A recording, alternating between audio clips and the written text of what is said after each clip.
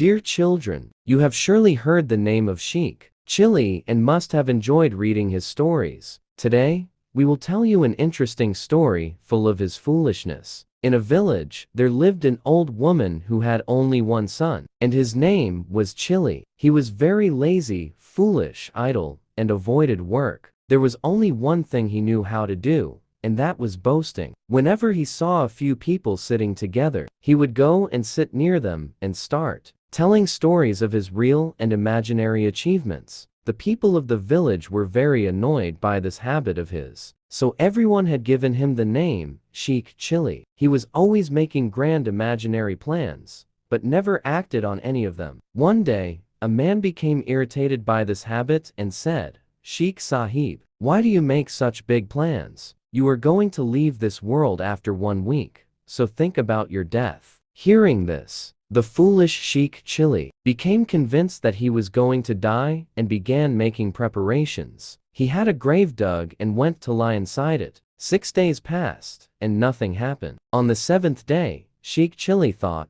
"This is the last day. Perhaps the angel of death will arrive now." While he was thinking this, he heard the voice of a merchant saying, "If someone delivers this basket of eggs to my house, I will pay him 1 gold coin as wages." The moment Sheikh Chilli heard the name of a gold coin, he immediately came out of the grave and placed the basket of eggs on his head. The owner of the basket said, "Sheikh Sahib, carry it carefully. The eggs must not break, otherwise I will not pay you even a single rupee. Instead, you will have to compensate for the loss." Sheikh Chilli proudly replied, "Mister, I am Sheikh Chilli, not an ordinary person. The entire village knows me." Saying this, he set off. As soon as he placed the basket of eggs on his head, his mind once again drifted into a world of imagination, and he began thinking, "I will earn 1 gold coin for delivering these eggs. That is a huge amount of money. With it, I will buy a hen. The hen will lay eggs. By selling the eggs, I will buy a goat. The goat will have kids. By selling the goat's kids,